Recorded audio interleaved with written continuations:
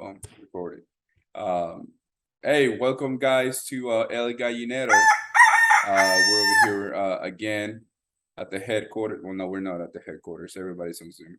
But it's your guy again, the ghost guest, and your boy Scotty. So what's up with that hat, Scotty? What are we doing over there? So this weekend is one of those times where um it was an eventful weekend. So in my other life, as we'll call it, I play in two different bands, one in Wisconsin, one in Texas. So this weekend I had a gig at the Wisconsin State Fair up in Wisconsin. We got done real late. Basically got home at 2 a.m. and then had to drive another hour up to Chicago O'Hare Airport. So I did what they call team no sleep. Pulled an all nighter and got on an airplane and came here and basically slept. Slept most of the day. And you don't want to see Scotty's team no sleep hair. It's not fun. So Nah, um, but I mean, it was a great show overall. I had some drunk ladies, call me Luke Combs. So, they were throwing their bras on the stage or what? I wish, it didn't get to that point, but there's a couple of nice ladies there who really enjoyed the show, and that's all you can ask for as a musician. So it was a good night overall, and uh, that's kind of what I do, when I'm outside of the soccer world and outside of my, The lavish lifestyle of Scotty fellas. yeah. I mean, I wish I had a tour bus and I could travel the world, but it's you do what you can. So So first off, first things first, we want to congratulate Motown for winning the NPSL championship. So congratulations for that's a huge accomplishment, especially now that the COVID restrictions are done and everybody's playing. I mean, to win, I don't think people understand how difficult it is for to win at any level. Let alone, everybody's financial situation is different when it comes to the club. And you really have to go like, okay, you won on Wednesday, you got to travel and make it happen on Saturday. And you're talking about buses, travel tickets, expenses, and making it happen, right? So it's huge. And then you have players that are going back to college. You have, at this level is different, like the pro level, they have it all. They got staff, they got money, they got, players that are all year round staying with them. They're getting paid, it's their job. At this level, you got college kids. Some players are not, they don't go to college. They're just locals. But yeah, it's extremely tough. So not to take nothing away from last year's champ, the Denton Diablos, but only half of the conference, less than half of the conference played. And yeah, they won, but it wasn't really, I don't know. I don't consider that a national champion win, like I'm not burning the guys, much love to them, but to me, this was the year. And congratulations to Motown. What do you think, Scotty?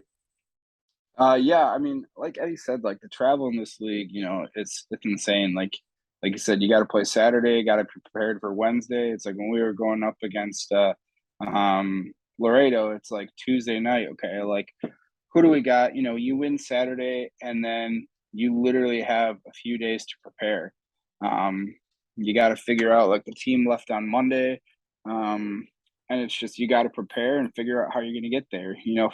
For me and uh, myself and David, we joined the team, flew up Tuesday before the game, and then drove from San Antonio to Laredo. So that was very interesting. But no, credit to Motown. I mean, it's extremely hard and so expensive. I don't know if anyone fully understands how expensive it is to arrange a travel. You look at a team like Tulsa; they had to drive to Jacksonville, Florida, right? That's like a Yeah. 16-hour drive. Um, I don't know if I could. The only time I've driven 16 hours is when I moved to Texas originally. So, um, but no, credit to Motown. Like they're a quality team. They have a nice product. They know what they're doing as a organization. They You know, must you have look a at lot of the money. My bad. See, I keep doing that. I keep cutting people off. They keep telling me not to do it, but I keep doing it. So go ahead. My bad. our producer basically went up and they basically said, "Yo, Ghost dude, like you gotta stop cutting people off." You're goddamn right. But no, I mean, all credit to them. Yeah, they've definitely got some financial backing. You know, a lot of sponsorships involved, which we'll get into a little bit later. And this is a little intro, but they just attracted some good talent. You know, I look over their roster, and he didn't play. I don't know how much he played, but the guy that comes out to mind is Dilly Duca. You know, former Chicago Fire player. Me personally, coming from Wisconsin, we didn't have an MLS team, so everyone flocked towards the Fire. And when Dilly Duca, played for the Fire, I thought, man, this kid has got talent. You know, he's going to go somewhere. It didn't pan out the way I thought it would, but I mean, for him to continue playing soccer, I believe he's the same age as me. You know, so we're getting up there in age. But he's still playing at a competitive level, so I'm happy to see that. But good for FC Motown, man. That final was chaotic. Let's put it that way. You know, they were up 2-1, and then go down 3-2, and then they scored 2 goals within the last 10 minutes to win the game. So it's by a guy named Kobe. The name escapes me now, but Kobe Jean Pierre.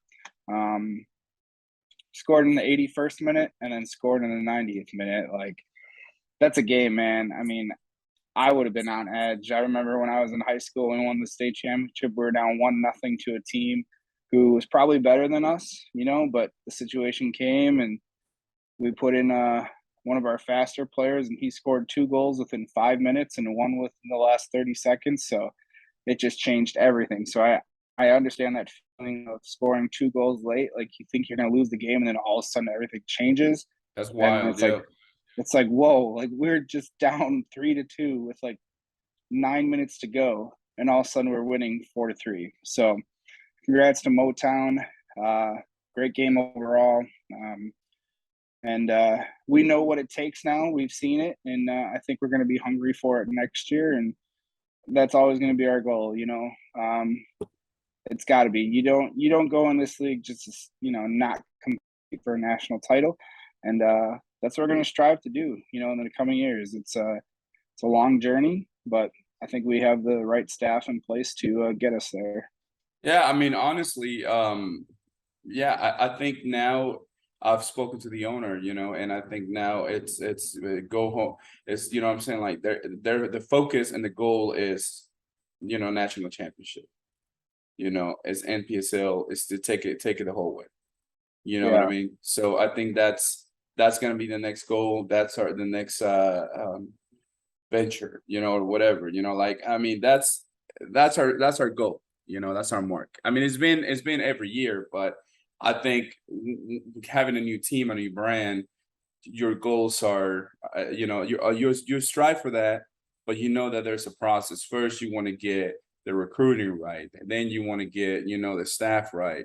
Now, and then you want to get the stadium right. Then COVID hit, and then, all these things happen. Now that you have all that in place, then you can realistically start, hitting, aiming for that championship, right? Yeah, I mean, for me, on a personal level, I've got 3 championship rings with a professional team. There's nothing more than I want right now than an NPSL championship ring. Let's put it that way. I mean, I don't know how many times Denton showed theirs off online, and it just made me hungry for another one, So, I love the bling. Like, I'm not gonna lie, like those rings are very important to me, but I definitely want one with I want one with Irving. I want to see that blue and red on, that diamond. So speaking about producers, we spoke to our producers, and he got on my ass about cutting people. Number one, he said we got to keep it clean, PG-13. So even though I always like the podcast to be HBO, no limits, but I think, hey, fuck it. If we gotta give the people what they want. we gotta keep it PG, but we're gonna bite a little bit of HBO. You know what I mean? So we'll do that. And he also mentioned that we gotta go back to our is it our roots or roots? Is it like back to basics? Yeah, you know, he I kind of guess. mentioned So basically adding, you know, some content that we used in the past, you know, make it, you know, we want to make this show for our fans, you know, entertainment wise. You know, it's the more viewers we get, the better. You share it with your friends. It's an enjoyable show. We want to give you content.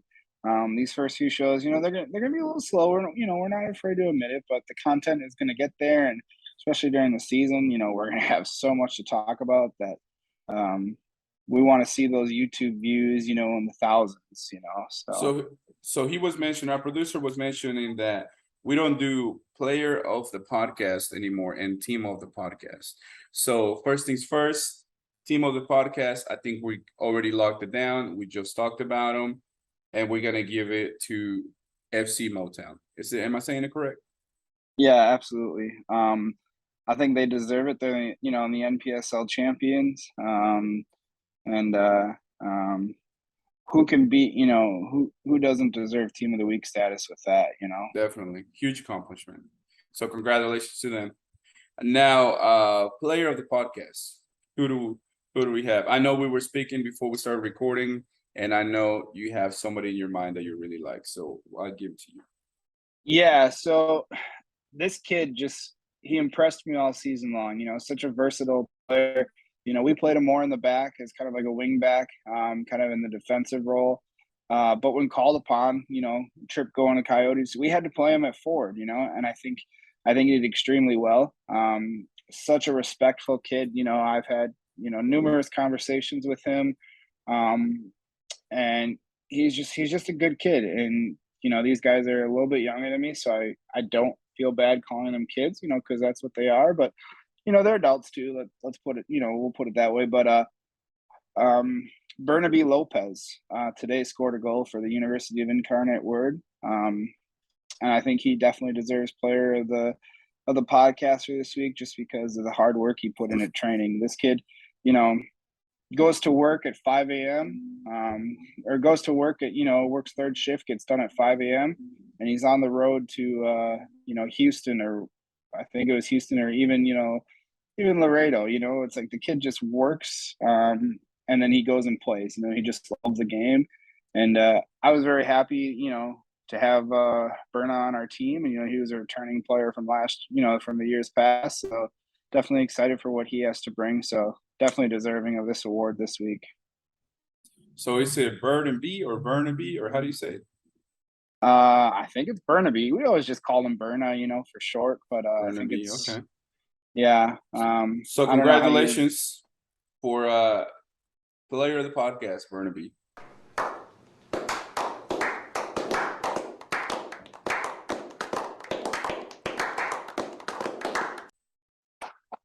Congrats. Yep. How about a little update on everybody? How's everybody on a little college update? I heard that Uh, I can tell you that Robbie Jenkinson is back in North Carolina. He recently went back. I know he stayed in Texas with some of his friends for a few weeks, but I know he just went back like a week ago.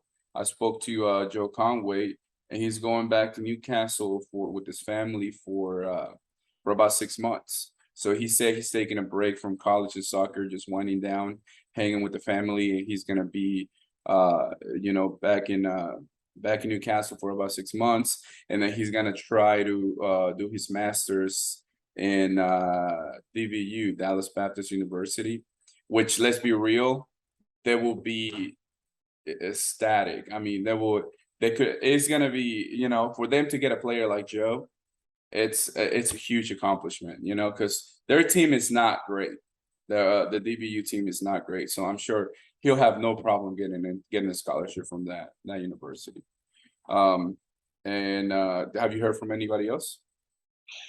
You know, I try to stay in contact with some of these kids over the off season. You know, just because when you travel with them on the road, you know, you develop a bond, you know, a relationship. And you just want to stay in contact because they're great individuals. A couple times after a victory, you go out for dinner, and enjoy each other's company. So a guy like Tommaso Favro, Tommy, we bonded real well over the fact that I'm Italian, he's Italian. We definitely enjoyed that. And I'm just happy to see that he's back at Tiffin University in Ohio, doing his thing. Um, I think he's going to have a great season up there. I think this season prepared him well. He played, did very well for us. He was more of an attacking midfielder, and we played him in a wing back situation when we reverted to the 3-5-2. So I think he did well back there. It's definitely a different transition for him. So I'm definitely excited to see how his college progresses. And then a kid like Ethan Orozco, I think he had his best game against Laredo. Like, he was Oh just yeah. motivated that game, came Yup. in, played, winning 50-50 challenges, getting into tackles.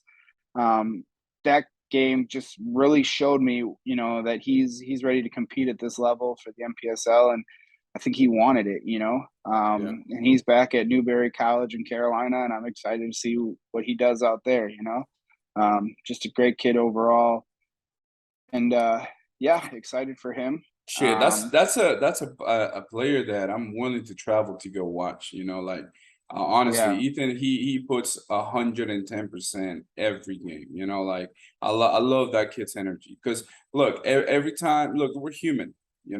And you're gonna have good days, you're gonna have bad days. Sometimes you can see it if they're fighting with their girlfriend and they're not having a good time at home, whatever it is. Sometimes they put on the field for some reason. I guess, Ethan just does nothing face him, fucking Terminator, because every game that I saw him on the field, every time he stepped on the field, it was 110%. I really, yeah, really like that. yeah, and he wasn't, he had his moments where he came off the bench, or times where he wasn't selected for the starting 11. Um, and I think he realized that he's still a young player. He was still a freshman in school, so um, it really, just he took his time, did what he needed to do, and then when called upon, he came in and gave us everything he needed, everything he could. And I'm real excited for the future for what he holds for this club. Obviously, in this league, it's the retention of players is you're going to lose some players through the years, and it's just the fact that once they graduate college, you know they go on, they get jobs, move to different cities, and it's tough, to stay and play as much as you'd like them to, if they're not local. So the good thing about Ethan is he is local in the Dallas area, but um, definitely understood that he's still young, he's going to have time to grow, and I'm just really excited about watching him play this year. And then of course you got the MSU boys back in school. Just tremendous players overall too. Excited to go watch them play a couple times a year. I already told them, I'll make that flight up to MSU, Yep. up to Wichita Falls. And if I don't have to drive 2 hours, it's why not. But yeah, I'm definitely excited to go up to MSU for a couple of games and watch the boys and just cheer them on. And even when they come down here, we'll be there. You know what I'm excited about? Um, High school soccer. Now, honestly, there's a lot of good prospects that we can go watch. We have four high schools in the Irving area, and when this game start get rolling, I really want to go watch them and maybe, pick up some talent from there. I mean, I'm sure that some of them will be love to try out for the NPSL and see if they can get into this level. It'll be great to go watch them. Yeah, that's something that we discussed as a club. We want to be, Irving's team, be involved in the community. So one thing that we thought of, you know, as a staff, just going to watch a couple Irving high school games, getting involved and introducing ourselves to them, and those graduating seniors who are leaving, have them, come train, with us for the summer. Give them an opportunity, before they go to school. but yeah, we're just really excited to go and just watch and just, just watch the talent of Irving, because there's a lot of talented, kids out here. I think one that comes to mind is Luis Morales. Irving kid, great player. Moved on to professional indoor soccer, and there's definitely a lot of talent in this community, and we want to be there and supporting the kids. And I'm excited as as Yeah. a former high school coach myself, like the opportunity to go watch high school soccer. I'm never going to pass that up. So we'll Yeah. definitely be out there. Come find us at a game. Maybe we'll get you some Irving merchandise if you find us at a game, and tell us how much you love Irving, and take a picture with some of our staff and post it to your social media. Speaking of a future, I had a conversation with the CFO, Gilbert Mendoza, and he was telling me that we obviously the team's always looking for sponsors, but we're changing uniform sponsor. What's going on here? Do you have any details on that? Yeah, so I mean, obviously, you want to have the best product. So we're going to be looking around, shopping some ideas. I can definitely say that we're going to have a new uniform next year, whether it's New Balance or if it's going to be, a different company. We got a lot of options to look at, but we definitely want to elevate our game in the uniform department. I thought our uniforms looked great this year. I honestly did, but you can always do better. I think for me personally, merchandise is huge. If you can sell merchandise, it's a good marketing tool.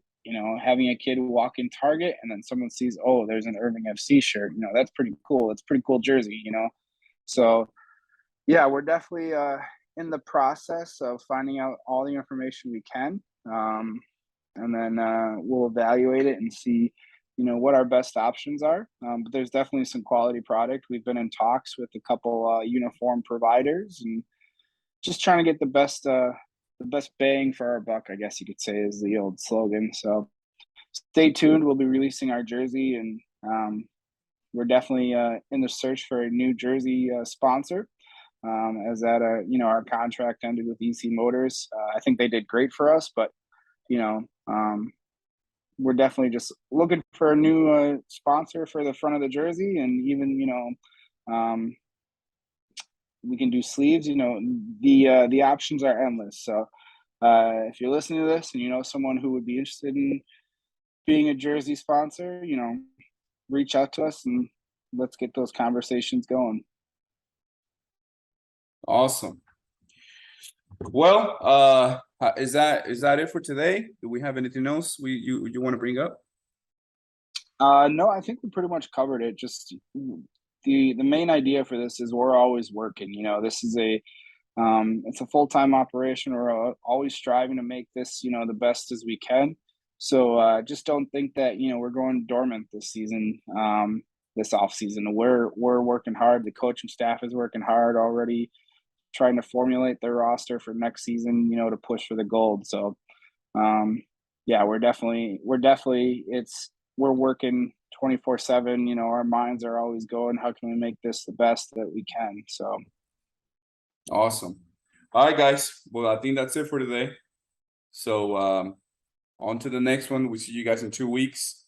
We're hoping to have an interview next week. In 2 weeks, maybe we get some of the guys, either a staff member or one of the players, and catch up with them. So that's it. You want to send us off? Yeah, so thanks for watching, guys. We really are excited to have you watch us, and just excited for the season. So for this second episode of El Gallinero, y'all have a good night. All right.